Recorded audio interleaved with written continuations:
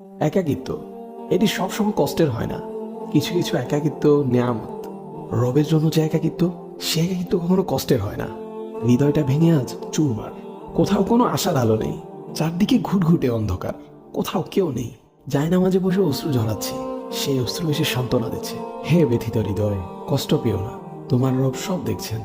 মনের ভিতর জমিয়ে রাখা এক সমুদ্র পরিমাণ কষ্ট, যা কেউ কোনোদিন বুঝেনি, বুঝার চেষ্টাও করেনি। সে কষ্টের কথা তোমার রব তো জানেন।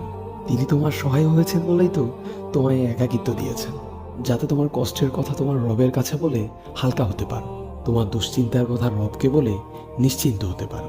হে ব্যথিত হৃদয়, তুমি কি জানো না তোমার রব যে অসম্ভবকে সেকেন্ডের মধ্যেই সম্ভব করতে পারেন? তাহলে একাকিত্বকে তুমি কেন ভয় পাও? যে একাকিত্ব তোমায় বারবার রবের দিকে নিয়ে যায়, রবকে স্মরণ করিয়ে দেয়।